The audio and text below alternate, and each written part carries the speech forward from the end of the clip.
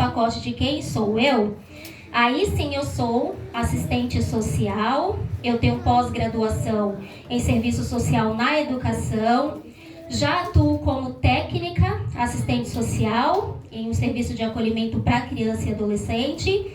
Então eu tenho, né, experiência ali com trabalho com famílias, né, e com adolescente. Então, depois de tudo isso, eu sou essa segunda parte ali.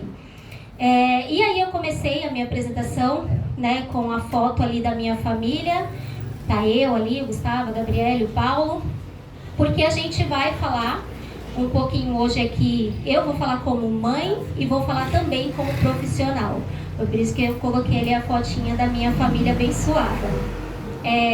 Eu achei muito interessante Pode mudar, o Gustavo tá bravo por causa da foto dele. O Gustavo é aquele ali de branco, tá com cara de sério. Eu achei muito interessante, né, o convite da Verônica, porque nas novelas, e aí você vai recapitulando aí na sua cabeça, tá? Nas novelas, ninguém aqui assiste, jamais, nunca assistimos. Nos filmes, nas séries, é sempre dito que a assistente social vai tirar seu filho de você.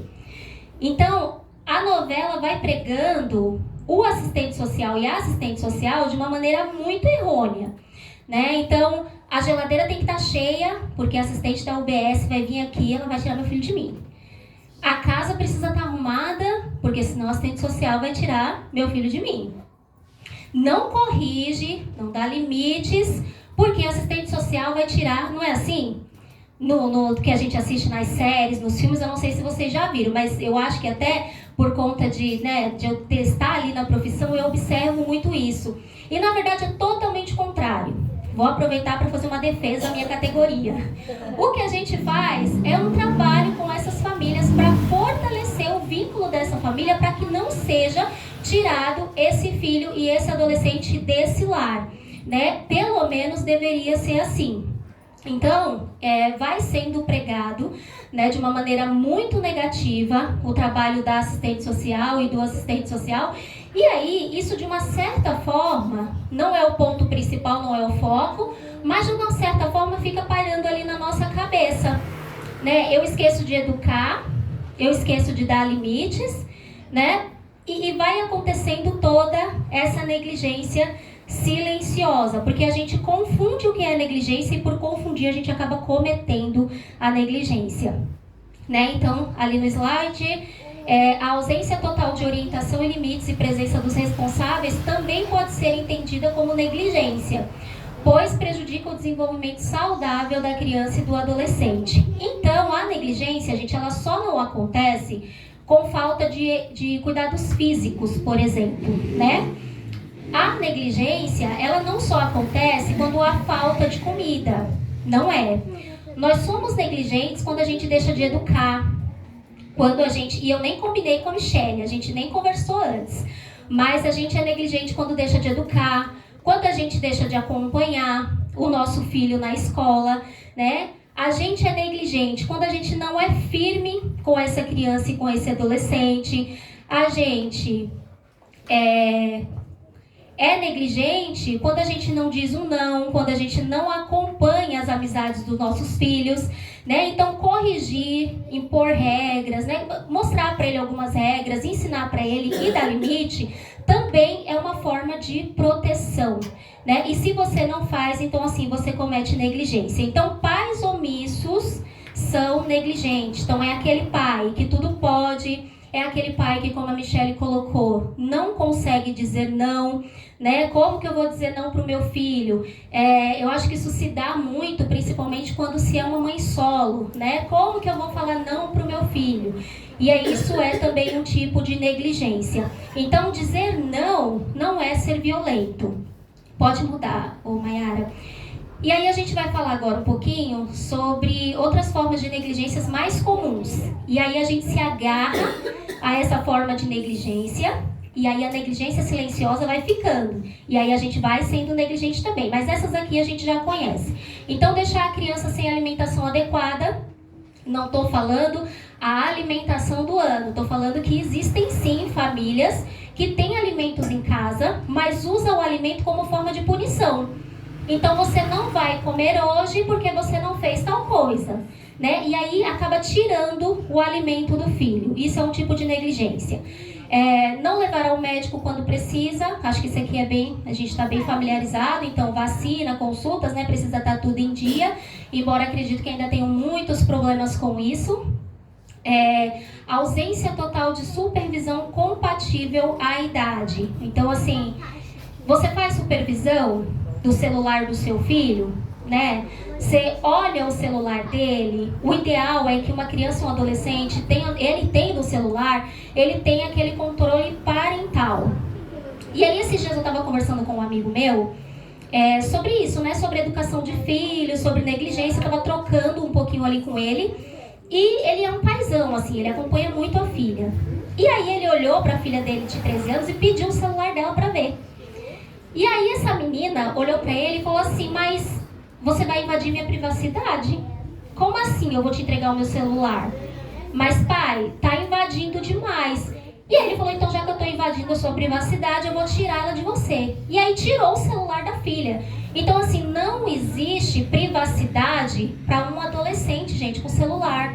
Não existe privacidade para uma criança. Se a criança que não deveria ter, de repente, um celular por N motivos, e um adolescente tem, a gente precisa ver, a gente precisa acompanhar, a gente precisa abrir esse celular, né? A correria da vida é tamanha, isso sem dúvida, e às vezes vai passando batido, mas a gente precisa ficar atento ao celular. E quando eu falo para as irmãs, eu também estou falando para mim, né? Eu tenho um filho de 15 anos, preciso estar o tempo todo atento ao celular, né? Tem uma menina, ela já tem 20 anos, a Gabriele, e ela tá em casa, se eu pedir o celular, ela tem que me dar o celular, porque eu tenho que ver o celular dela, né? Então assim, e já passou dos 20, enfim, eu acho que é um pouco de exagero, mas tá na minha casa, eu quero saber o que tá rolando ali, né?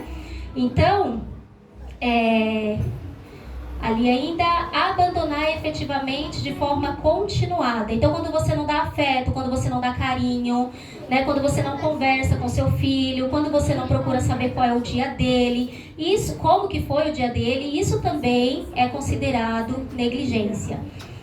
Permitir exposição constante à violência, a álcool, abuso ou drogas. Então aqui esse tema me chama bastante atenção, porque muitos pais e muitas mães expõem seus filhos a álcool, expõem seus filhos a drogas, né?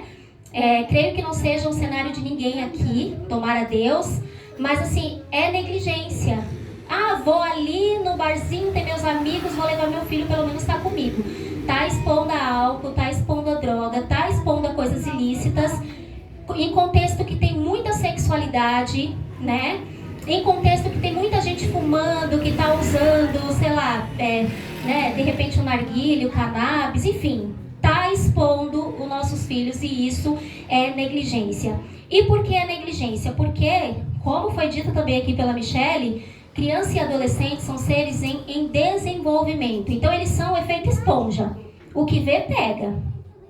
Então, a gente expondo nossos filhos a esse tipo de contexto, eles estão efeito esponja, gente. Eles vão entendendo que aquilo é o certo, eles vão fazendo e vão reproduzindo.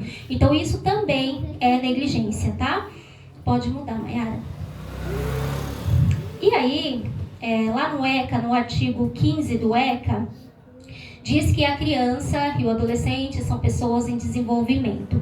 Eles estão nesse processo. Então, assim, eles precisam de nós para poder orientar. Então, é o nosso dever, né, orientar, corrigir, colocar algumas regras, porque em todo lugar ele vai ter regra, né? Então é responsabilidade nossa. Então ele não decide, um adolescente não consegue se decidir por si só. A Verônica colocou até aqui no nosso ensaio, quando a gente estava falando também um pouquinho disso, né, que uma criança de 7, 9 anos, ela não tem que escolher o que comer. Às vezes você, como pai, como mãe, lógico que você não vai empurrar para a criança comer, né? Mas você vai criar meios e estratégias para que essa criança possa comer, e você vai explicando para ela o porquê que é importante, mas ela não tem o porquê escolher o que ela quer comer. Assim também é com o adolescente, ele não pode decidir por si só tudo o que ele quer fazer. E aí às vezes vai passando na nossa cabeça que o ECA não deveria existir. Quem já pensou isso aqui? que o ECA destrói as crianças, que o ECA veio para destruir os adolescentes, que o ECA lá só aponta os direitos do adolescente, mas não tem dever nenhum desse adolescente. E que o ECA veio para destruir. E, na verdade, o ECA, ele é um livro de apoio para a criança e para o adolescente. Se você for ler o ECA na íntegra, se você for interpretar o ECA, gente, o ECA é muito importante. E importante por quê? Não são todos os adolescentes e as crianças que estão no contexto do meu Gustavo, por exemplo. Não é todo adolescente que está no contexto da Jasmine, né, que tem uma boa família, que está no contexto do Felipe, né, do Rui. Não são todos que estão nesse contexto. Então, tem criança e adolescente que precisa do ECA. Tem criança com 4 anos de idade que está sofrendo violência sexual. Tem crianças com 9 anos de idade que estão apanhando até morrer.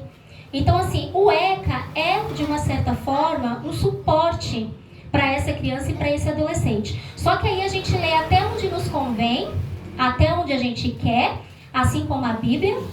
Esse tema era para ser um pouco mais aberto, mas assim, às vezes a gente lê na Bíblia só o que nos convém. Então, a mulher não pode isso. Ai, porque a mulher era humilhada. Ai, porque a mulher não podia falar. E aí você fica com raiva da Bíblia, porque você não lê todo o contexto, você só pega aquilo que você quer para você, fica chateada com a igreja e sai da igreja. E desvia, mas você não lê todo o contexto. Então, assim, o ECA precisa ser lido também na íntegra, tudo. Porque senão a gente fica reproduzindo o que o outro está falando. Então, o outro fala abobrinha, você também vai lá e fala abobrinha. Por quê? Porque você não buscou, você não entendeu. E aí você só vai reproduzindo. Pode mudar. Aí, ó, o ECA não proíbe educar. Ele proíbe a violência. Educar, corrigir e acompanhar é dever dos pais e responsáveis. Pode mudar. E aí tem mais, né? Quando a gente não conhece, muitos adolescentes, pelo menos lá no contexto onde eu trabalho, eu acho que no contexto da educação da escola se ouve muito isso, os adolescentes sabem do ECA. E aí tudo que você vai fazer, olha o ECA, né? Ou até dentro de casa. Mãe vai falar isso, vai fazer, olha o ECA. Mas eu acho que na escola isso é muito presente. E aí quando você não conhece, você se assusta. Porque você fala, o que ele está falando realmente é verdade, está no ECA. Mas você entendeu o contexto do ECA? Então não é para ter medo, é para corrigir, é para orientar. E é para fazer o trabalho que você precisa fazer. Seja como profissional ou como mãe. E aí a ausência... a ausência de cuidados, acho que faltou palavra ali, causam grandes impactos. Então, eu fico pensando, o que a gente está fazendo com os profissionais que estão lidando diretamente com nossos filhos? O que a gente está fazendo com esses profissionais? E aí, pense no profissional, na professora, pense nos profissionais, de repente, do CCA, do CJ, que são educadores que estão ali frente a frente com o seu filho, que passam o dia todo com o seu filho, porque assim, a gente acha que o educar só está atingindo a gente em casa, mas não, está atingindo profissionais, principalmente profissionais da educação. Tem profissionais da educação, gente, que está com crise de pânico. Tem profissionais da educação que está adoentado. Tudo isso porque a gente não está educando nossos filhos em casa.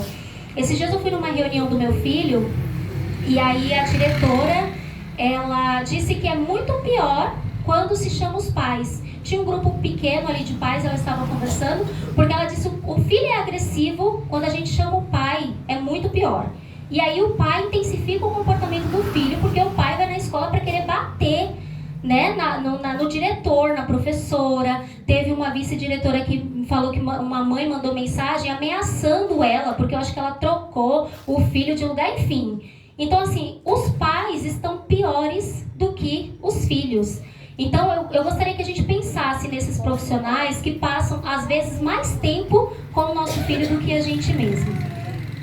E aí, indo um pouco mais além, eu fico pensando também no futuro dos nossos filhos. Michele também já trouxe um pouquinho aqui. E aí eu fico pensando que tudo que a gente ensina o nosso filho em casa ele vai reproduzir no casamento dele, né? Então, é um ciclo. Dentro da minha profissão, a gente trabalha muito com o ciclo, de analisar o ciclo, da onde que começou, né? Então, você vai ver a mãe e a família daquele jeito, a criança reproduz a agressividade, aí o adolescente fica agressivo. Quando você vai ver, começou lá no início. Então, assim, a gente precisa educar, a gente precisa dar limites para os nossos adolescentes, porque isso pode refletir lá na frente na família dele. Então, é muito pesado isso que eu vou falar, mas se a gente não educar, se a gente não corrigir, o nosso filho pode ser o agressor lá da frente. Né? O nosso filho, a nossa filha pode ser a que está abusando de outro lá na frente. Então, assim, olha o tamanho do prejuízo. Né? Por isso que a gente precisa começar a olhar para dentro de casa e, como foi bem colocado aqui, né, resolver tudo dentro de casa. Então, assim, é possível quebrar ciclos. Pensa aí você em alguns comportamentos que você tem hoje na sua casa, no seu casamento. Muita coisa tem da sua mãe, do seu pai, do convívio com eles. Tem muita coisa. Então, assim, é possível sim romper esse ciclo. E a gente precisa corrigir, a gente precisa orientar essas crianças e esses adolescentes. E aqui eu não estou falando, já falei em outra ministração que eu fiz aqui na igreja, eu não sou a favor, não estou falando aqui para ninguém humilhar o seu filho. Não estou falando para ninguém espancar seu filho, pegar ele na rua, sair arrastando ali pelos cabelos, que a gente já viu muitas cenas assim, eu acredito que muitos já viram. Não estou falando para você fazer isso é baixaria, né? E mostra total falta de controle, né? Então a gente precisa gerir a nossa família da maneira certa. Ninguém está mandando bater, espancar, matar, gritar, não é isso, né? Principalmente expor essa criança e esse adolescente, porque inclusive está no ECA que a gente não deve fazer isso, né? Expor ali na rua, gritar, bater, xingar. Mas a gente precisa cuidar de forma diferente dessas crianças e desses adolescentes. Agora eu vou passar um vídeo, é bem rapidinho, tá? Não durmo, não. Eu falo devagarzinho, falo baixo, mas não dorme, não. Vamos ver esse vídeo e vamos refletir um pouquinho nele.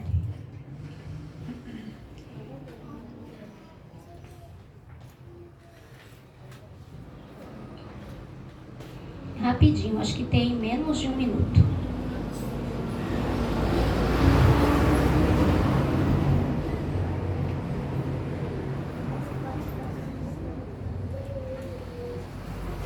Mãe, eu pedi as fotos, só não pedi autorização. Preciso do seu cuidado que me acolhe, da sua presença que me dá segurança e do seu amor que me fortalece. Preciso também da sua firmeza, dos seus nãos que me protegem e dos seus sims que me ensinam o tempo certo das coisas. Mesmo quando eu reclamo ou não entendo, preciso dos limites que você coloca, porque eles me mostram caminhos seguros para seguir.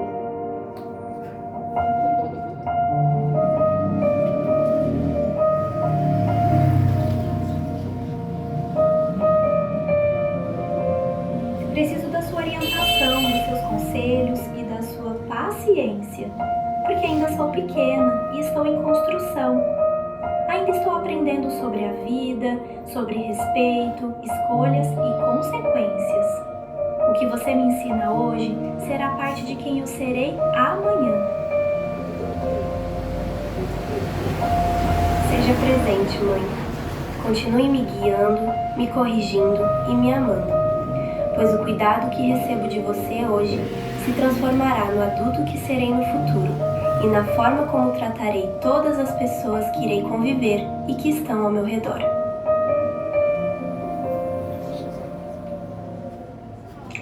Então, é isso.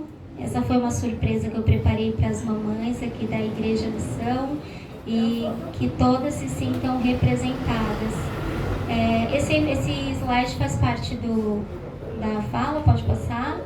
Então, firmeza com amor não é violência. Firmeza com amor é responsabilidade. E é dever nosso, né, como responsáveis e como cuidadores dessas crianças e desses adolescentes. Tá bom? Aprecie mais um pouquinho a foto. Olha que povo bonito. Vocês ficaram com raiva de mim? Ah, chorou. Então tá bom. Obrigada, gente.